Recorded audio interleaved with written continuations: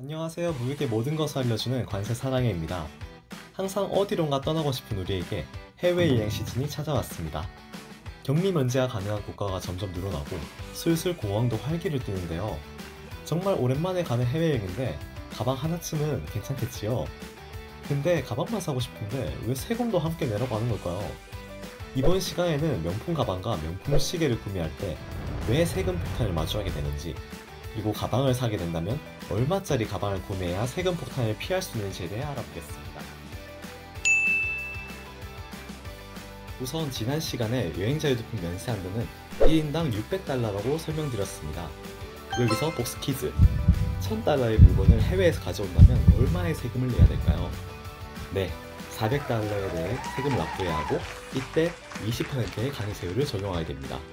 그런데 명품 가방과 시계의 경우 적용되는 관세율이 조금 다를 수 있습니다. 1600달러 가방을 샀다고 가정해볼게요. 1600달러에서 600달러의 면세 한도를 제외하면 1000달러입니다.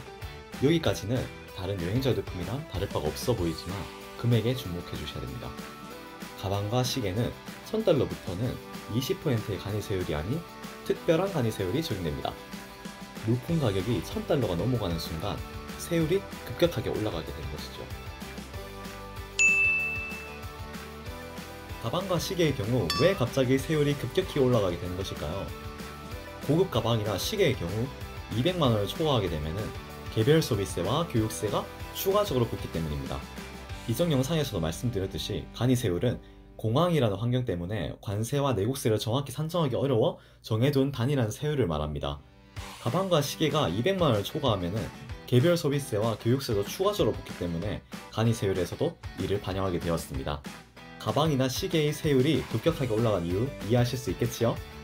그렇다면 1000달러를 초과한 가방에 적용되는 관이세율은 과연 어떻게 될까요? 37만 400원 더하기 185만 2천원을 초과하는 금액이 50%입니다. 네, 좀 복잡한데요. 기존의 20%에서 확 오른 느낌이 들지 않나요?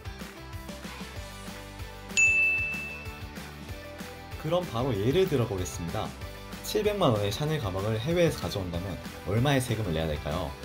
우선 700만원에서 185만 2천원을 뺀 금액의 50%를 적용하면 257만 4천원이 됩니다.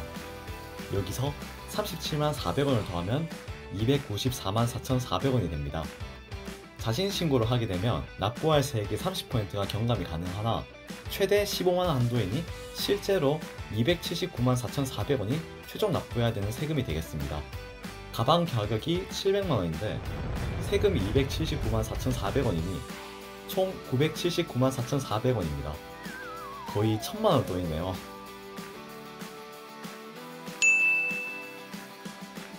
만약 자진 신고를 하지 않는다면 납부할 세액의 가산세 40%가 붙어서 412만 2,160원을 납부하셔야 되고 2년 이내에 2회 이상 신고를 하지 않은 경우 상습범으로 보아 납부할 세액이 60%가 적용되어 471만 1,040원이 최종 납부해야 되는 세액이 됩니다. 700만원 가방이 1171만 1,040원으로 변하는 마법. 그러므로 자진신고는 필수입니다. 가방에 이만큼의 세금이 붙는데 무서워서 가방 사올 수 있을까요? 그렇다면 어느 정도 금액의 가방을 해외에 사와야 세금 폭탄을 피할 수 있을까요? 정답은 200만원 이하의 가방입니다. 앞서 설명했듯이 200만원이 넘어가게 되면 개별 소비세와 교육세가 추가적으로 붙게 됩니다.